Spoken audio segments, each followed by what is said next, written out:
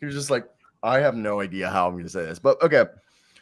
So were the Nuggets too much for the Suns, or were the Suns too little for the Nuggets? Was it a lack of depth, or were they overwhelmed? Probably a little bit of both. Probably a little bit of both. I think, that was a good shake. You That heard was a good Jasmine? shake, Jazzy. No, I mean, Jokic, obviously he had a great basketball game. It was over at halftime. If you give up 81 points, it doesn't even matter. If you give up 81 points in any sport ever, at any moment, you're losing, you lost, you deserve to lose. So I think I learned a lot about more so the Phoenix Suns than I did the Denver Nuggets. I do think the Denver Nuggets are continuing to solidify their legitimacy. And, what's cool is obviously they don't care about solidifying their legitimacy. They're just trying to win. They're trying to get to the NBA Finals and win the NBA Finals. But, it wasn't like a crazy game from guys we've seen contribute in prior games like Michael Porter Jr., Aaron Gordon. They were pretty minimal on the offensive scoring side. It was Jokic, Jamal Murray. It was guys just chipping in. So I think it's a little bit of both. Yeah. So I want to pull up right here some stats from the series. Now, if we pull up the Suns for the playoffs, the Suns, it wasn't pretty. So this playoff series, the Suns were how do we put it? In 11 games this playoffs, this team shot only 25.8 threes a night. All right. This team just refused to shoot three-pointers. And in a playoff series where you're going against a team that for the playoffs was shooting about 33s a night, basically they were potentially shooting almost 20, able to score 20 more points than you just off of the three-point shot. It's going to be hard to get back into any game. And even if you look out here so far, I mean, the Nuggets were the fifth best offensive rating, 15th best defensive rating, sixth best net rating. Okay. While you had the Suns weren't even a top 10 offense. They were the 14th. I know that, and that doesn't count Kevin Durant for most of the season. But man, and nothing against Josh Okogie. I love me some Josh Okogie, but the fact that Josh Okogie and Torrey Craig and Cameron Payne were all seeing like 20 minutes a night. Like, I mean, Cameron Payne had some moments. They had a good tempo of play, but I don't know, man. Payne's fine for me. Payne as a backup point guard, yes. As a backup point guard. I mean, but that's the thing is it's not his fault that It's not his fault. No, you're 100% right. It was not his fault that Chris Paul got hurt or anything. If Cameron Payne was coming off the bench, Chris Paul was healthy, I agree. Perfectly fine. But this team, I think we might have seen the last game of Chris Paul, DeAndre Ayton in a Suns jersey. Am I wrong for suggesting that? No, unfortunately, I think you're exactly right. I don't think that's what should happen. I think Monty Williams deserves and should be fired. I don't know what's with you and Monty Williams. I made the same thing with I made the NBA Finals 3 freaking years ago. I just got, what was it, back-to-back. I was the 1 seed, right? And what happens to me? Oh, in Game 7, I am down 30 points at halftime. So what happened this year? I'm down 30 points at halftime. There's a reoccurring theme going on here.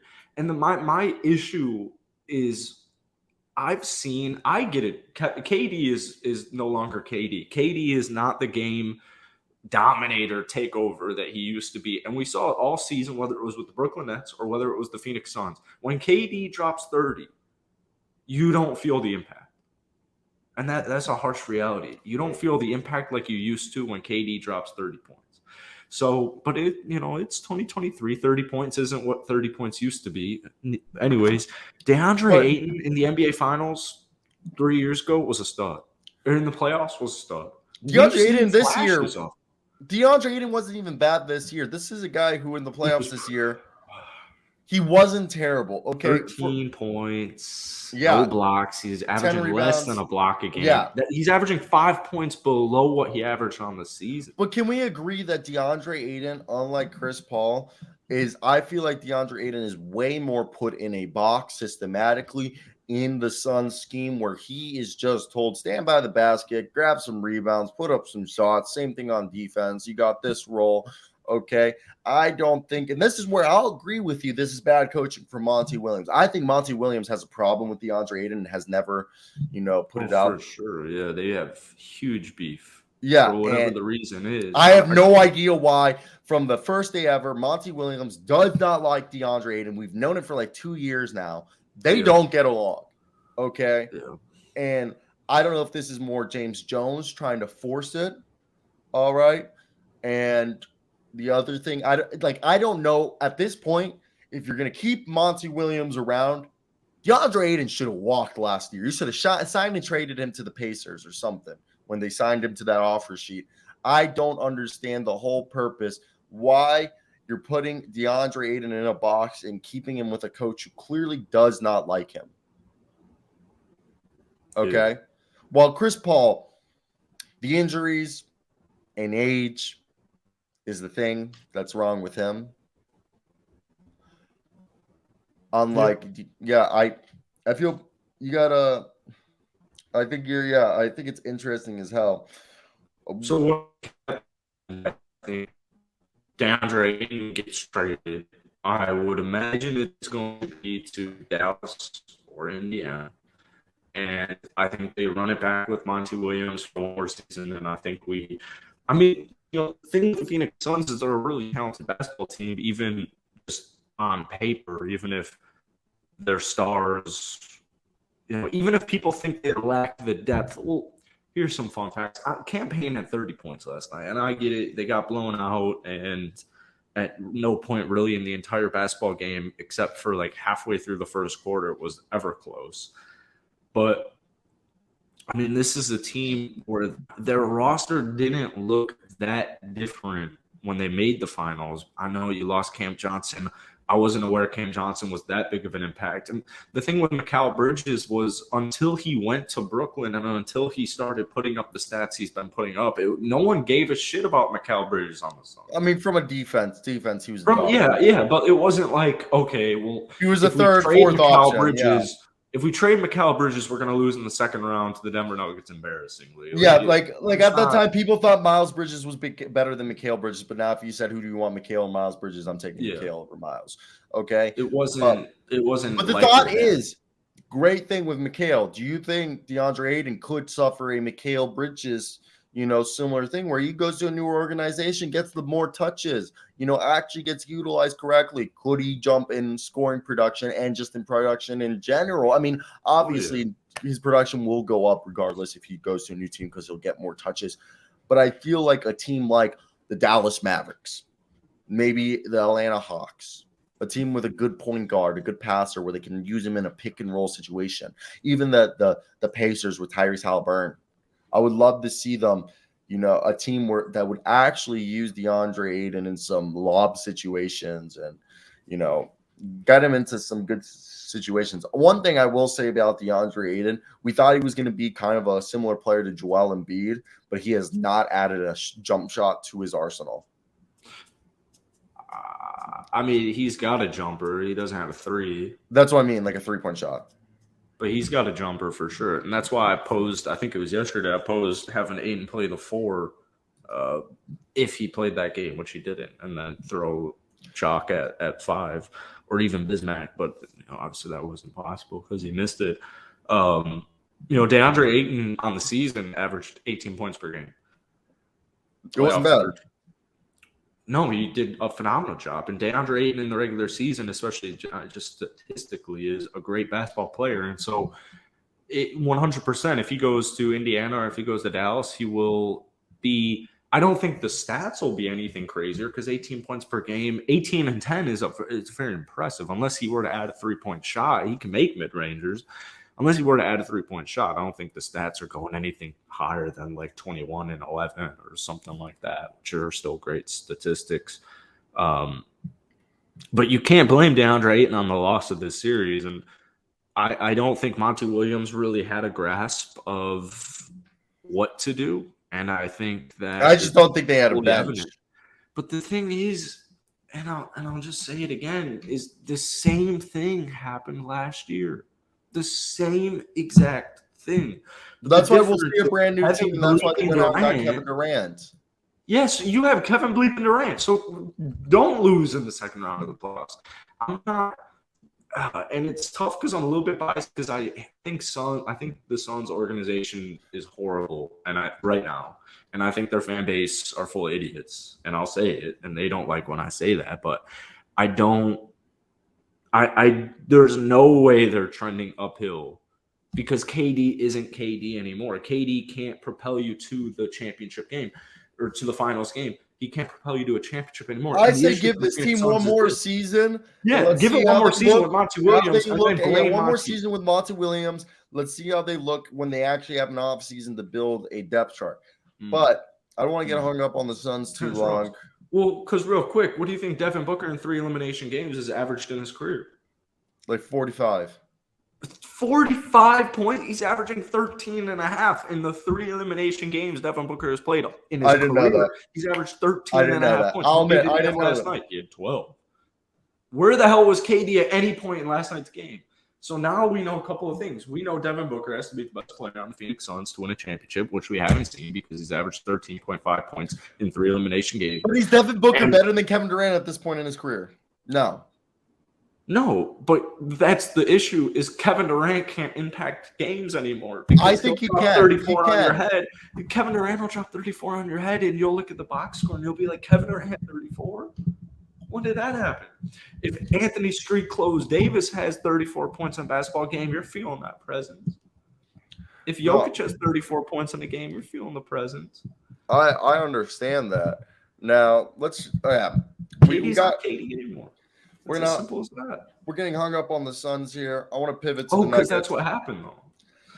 So the Nuggets last night won. They're advancing to the Western Conference Finals. They'll either play the Warriors or the Lakers. Who or why do you expect their rival or their opponent to be? I have right now the Los Angeles Lakers facing them in the Western Conference Finals.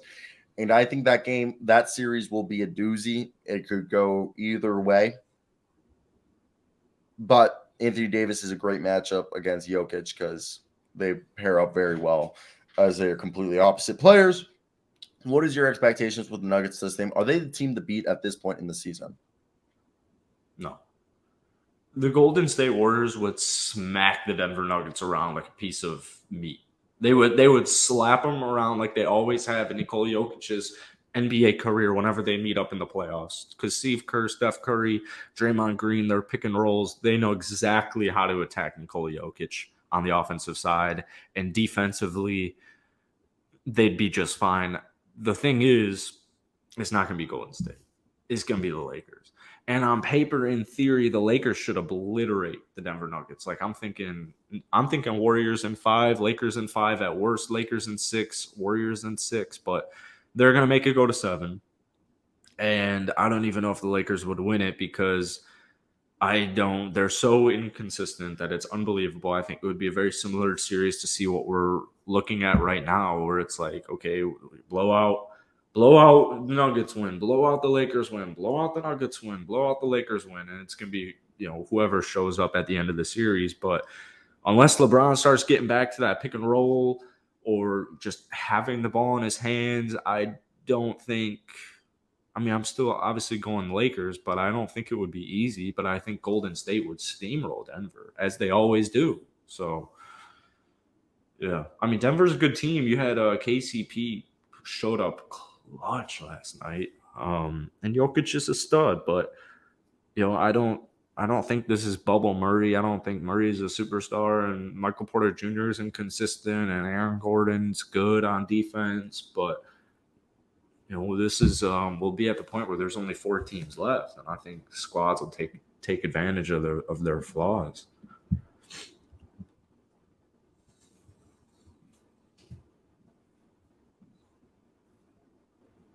Oh, you're muted. So you want to hear a funny ass story?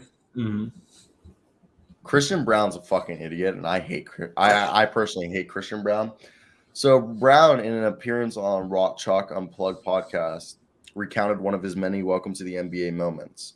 This is like how ignorant and the type of person he is.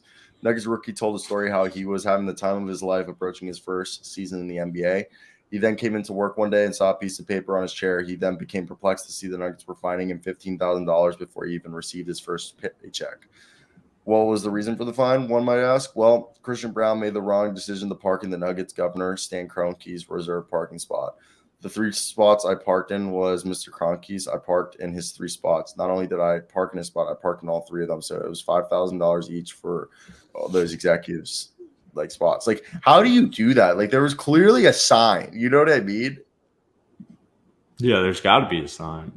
Also, if I'm a rookie, like, he was lucky he was a first-round pick, because if that man was like an undrafted free agent, second-round contract, he would have been just cut. Yeah, probably. Yeah.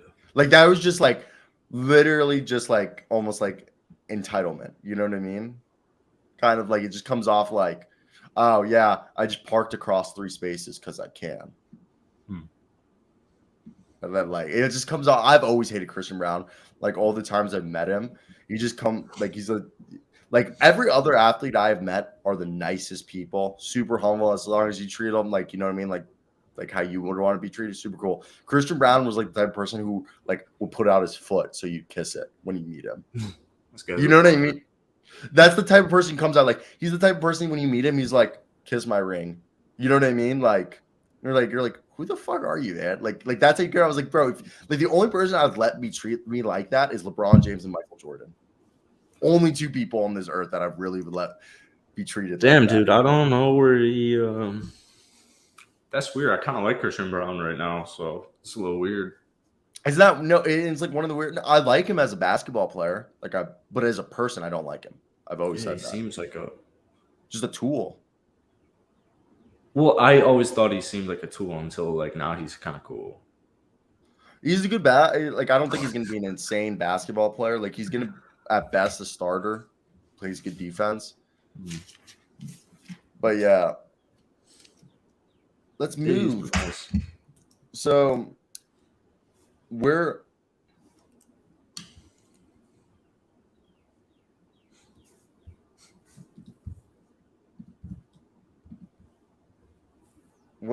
is this? I want to know who's on the Rock Chalk Unplugged podcast. Birds chirping. What? You can hear them? You got some birds chirping, yeah. I want to know how many views this Rock Chalk Unplugged podcast gets. 200 million each show. Damn, I think I'm gonna go out for breakfast. I think it's a KU athletes. Like it's like through. Fuck that, bro. It's like one of those where like KU athletics like built it. You know what I mean? Like it's through KU's athlete. Yeah. Also, let me tell you, I don't know if Loyola Marymount, right? That's where you at? No, Loyola Chicago. But Loyola Chicago. I don't know why I said Loyola Marymount. Loyola Chicago. I don't know if Loyola Chicago's like this, but dude, the athletic program is full on nepotism, and like if you want to be part of like the KU athletic, you either be willing to suck some dick or you have to be like friends or like some sort of relations with the KU athletics, or you just get the shit jobs. Like if you want the cool jobs where you're like doing social